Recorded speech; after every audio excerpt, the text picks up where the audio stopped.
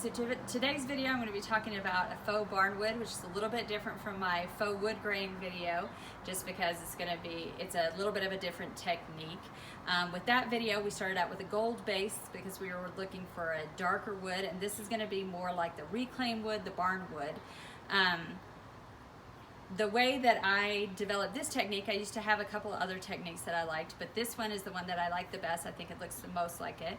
Is last year my daughter got married and we were doing a garden party theme, and I wanted to use this picnic bench that I have as a gift table, and so I had another cabinet that I was going to paint to match this picnic table or picnic bench.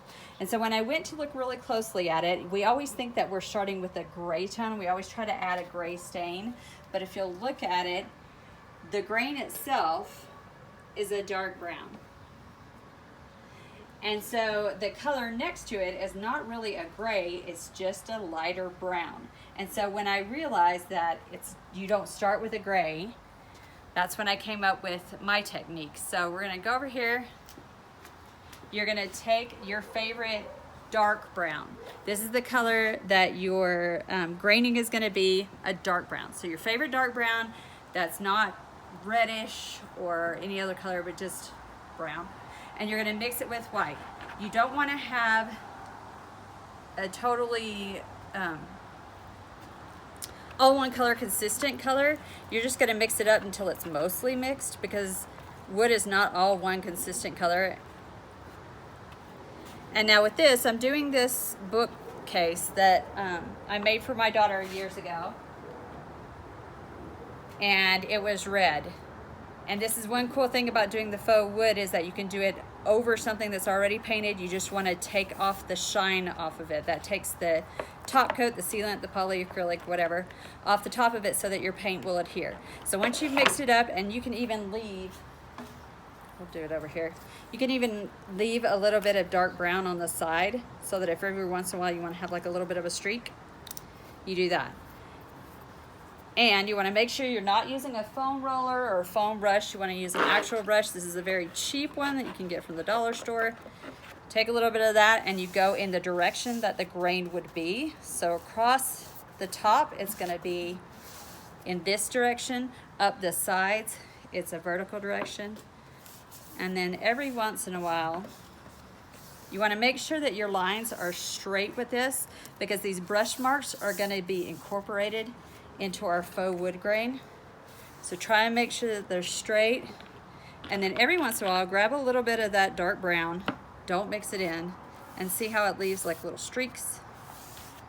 Same with the white. Every once in a while, you'll have a little bit of white that's not mixed in, and it'll give you a little bit of streaky. And as my son told me, this is the way I work: smarter, not harder, to get that whole thing done. So we want to make sure that we've covered up whatever our base thing is. Mine was red. Cover that up really well. You might end up having to do more than one coat. That's totally fine. But make sure it's all the way covered. And then I'll show you how we're going to do our graining effect on the top, because we're not just going to have the brush strokes be the graining. We're actually going to use a wood graining tool. Okay, so before I do my wood graining, I decided that I wanted to make it look like planks, just so I could show you this part. You want to kind of measure if you only want 2 planks, or if you want 3, measure it a different way. But if you only want 2, go to the middle, give yourself a tape stripe that leaves the middle open. And it doesn't matter if it's all the way straight or not, because I mean, this is old wood, it may have warped, you don't know. So I'm going to take that dark brown color, and I'm just going to do the paint in between those to get a nice darker color right here, because once we put on the glaze, it's going to be slightly less distinct and a little more watery color, and so this will stand out as darker.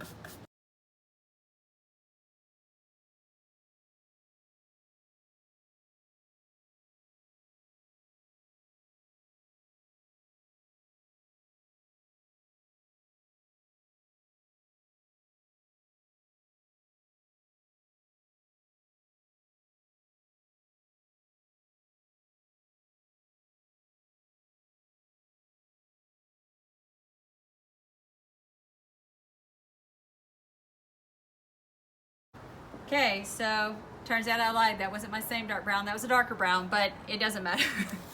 I'm gonna take my tape off, and that's gonna give me this little line in the middle. And then eventually when I do the grains, it's gonna look like the line that's in between these two planks. So now I wanna take the dark brown, not the darker brown, the dark brown that we started out with when we mixed it with white, and I'm gonna mix it with glaze. Glazing medium, we'll just say glazing medium. I found the cheapest option I found, I didn't look too hard, but the cheapest option I found was at Michael's for that brand. And you wanna mix together your paint with a little bit of the glazing medium. I have a little bit that I did the other day, so I'm gonna pour that into my palette. These palettes that I'm using are just little trays that you can get at the dollar store.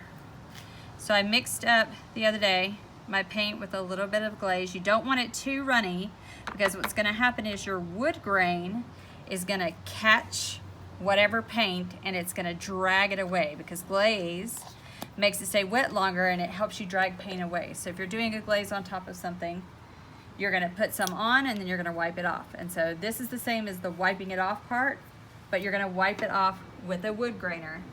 I just barely got a bigger size wood grainer, so I think I'm gonna use that one so it looks a little bit more consistent with my planks. And I'm gonna put it right down the middle so that on my edges, it still looks like it's one consistent plank. So you wanna mix up your glaze until it looks a little bit like melted chocolate or pudding or something. You want it a little bit thicker, but still with enough glaze medium that you can move it. And you want to make sure that you put it on in stripes with a paintbrush again. This could be a very cheap paintbrush. And you're just gonna start with big stripes. Try to do your whole plank at one time. And we're gonna try and not cover up my plank mark there.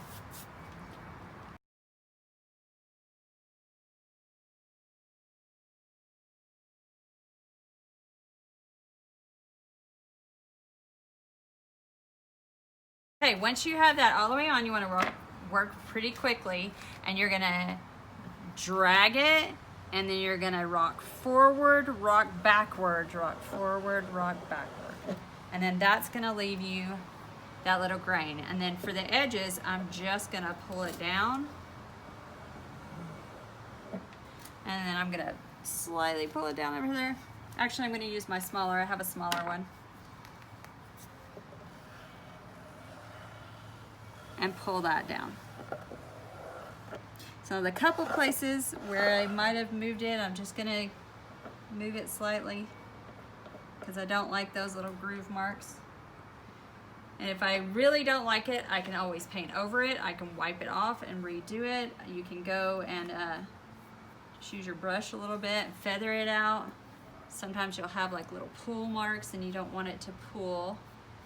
But if you can see, if you do it that way and you use the wood grainer, you actually get grain marks instead of just using different colors of paint. And then I'm gonna go over and I'm just gonna take the glaze off of my plank line so that it will stand out a little bit more. So that's one done. Then I'll go ahead and do the other side so you can see that one as well. This time, you can see where you rock is where it makes kind of like a little knot hole in it. So if you want to make more of those, you just rock more often. Go ahead and do the other side of this. You might need to clean off your wood grainer, like get the extra glaze from off of there.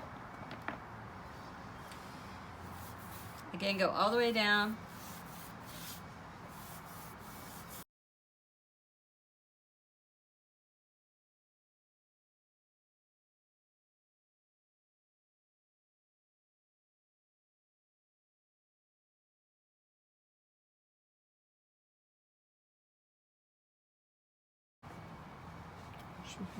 Take your wood grainer again.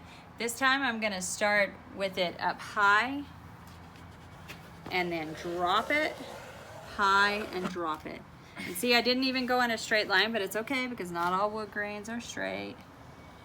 This time I'm just doing the edge. I'm not letting the middle part touch. And then I found that you can also take the edges of it and pull that down. That'll leave you a cool little grain mark too. You see how that edge just went? Okay. Then we're gonna wait for that to dry, and we're gonna add a few little extra details. It's really gonna make it pop and make it look give it a little bit more depth. I just realized there's a few things I forgot to tell you. Number one is where to get a wood graining tool. The first one that I got is this one, and I got it just at a local box hardware store, so like a Lowe's or a Home Depot, but I'm not sure which one. And it's over in the paint section over by the stains and spray paints. And then this one I just got on Amazon. Just search wood graining tool and you should be able to find them. They're super cheap. I think that one cost me $7 or $8, and this one came with 3 pieces, a smaller one and an edging one, and was $13, I want to say, something like that.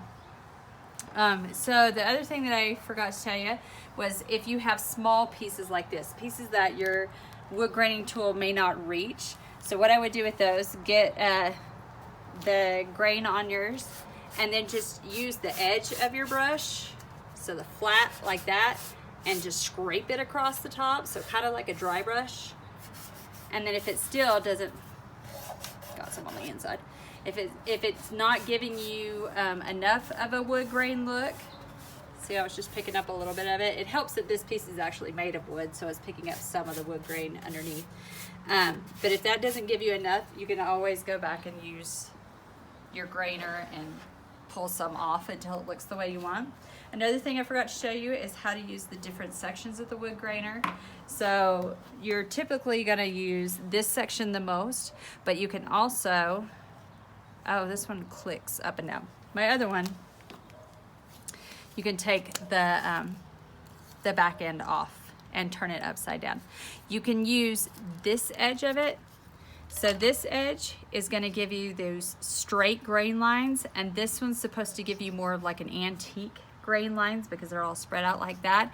I don't really love the shapes that these make. I think this one's too even, and I think this one's kind of weird. So I just go from I use this edge of it.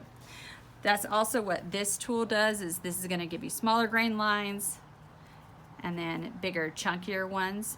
And these would be good if you get into a corner that you want, that you're, because you're bringing all of that glaze down, and so it might pull in the corner if you're doing like an inside of something. So you can use this to kind of pull it back away, or just use it on edges like that.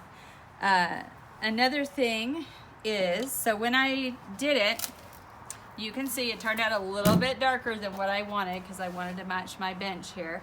And so we're gonna fix that here in a second, but a way to prevent that is if you mix your glaze lighter than I mixed my glaze. So my glaze was a little bit thicker, meaning less of it wiped off. If it's thinner, a little bit more of it's gonna wipe off, and a little bit less of the pigment is gonna go into the wood itself. When we left off, our glaze was still wet, so we had to wait for it to dry. We moved locations over here so we could still have the shade, you can see it. But we needed to do our finishing touches, and it was a little bit too dark. So I'll show you the finishing touches, and then I'll show you what we do to make it a little bit lighter. So you want to mix up some more of your paint that you started with. You're going to get off as much as you can on there, on a towel. You basically want the really dry brush. Technique is called dry brushing because your brush is dry, and you're just going to drag it, the tips of it, across the top, and it's going to leave you with a little teeny grains. You can see it more on this side that I've already done, where it just leaves you that little bitty grains in the wood, because what it's doing is it's picking up the raised pieces where the glaze is. And now before, while that's drying for a second, before we do the lightning, I want to do full disclosure, because I hate when you're watching a tutorial or a video and you're doing all the steps and it's not turning out exactly like theirs are, because they did a little trick they didn't show you. So I will tell you a few things that I did end up doing. I noticed that I made my plank line go all the way down to the bottom, but if you'll see, this is a totally different piece of wood down here.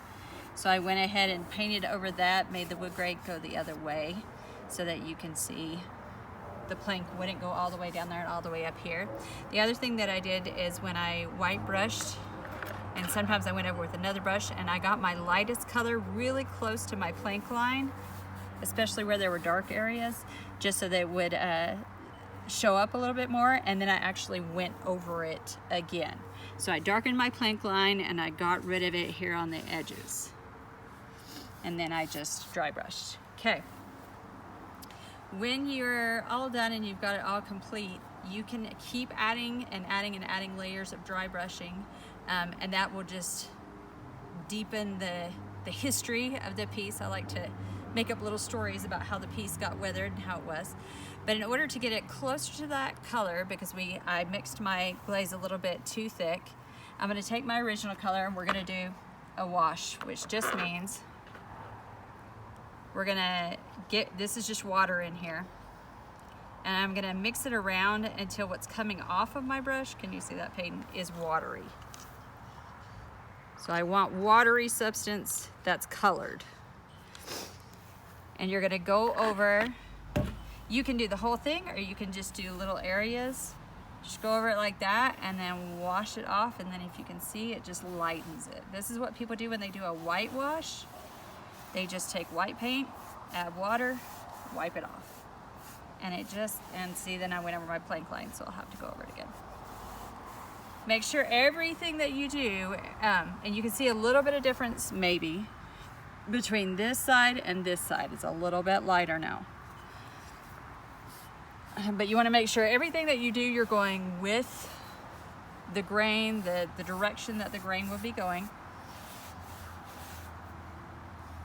A little bit more. Make sure you're not having a bunch of paint in there and it's not all water. A little bit like milk. Just to lighten that color so that it's more of a color that we want.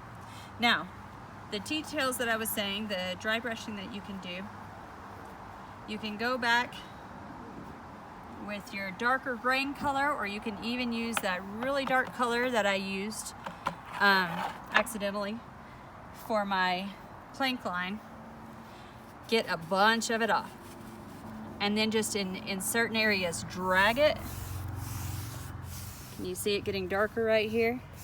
Just anything you can do to create a little bit more depth. Another thing that I thought was kind of fun to do is just to tap it in places. Barely tap it. So it leaves like little peppery marks. May not show up on camera, but it's just one more little thing that's gonna make it a little bit more like your wood. Do it in whatever spot that you think needs more attention, less attention. You can also go back with your regular color and dry brush over areas. Maybe there's a grain line that you don't like. Dry brush over that. Any of this dry brushing is just gonna add a little bit more depth to the piece, gonna make it a little bit more like wood. And I'll show you, this is still a tiny bit wet, but I'll show you the other side. You can see what it looks like when it's all dry and grassy. But here's the other side all dry, and the top's all dry.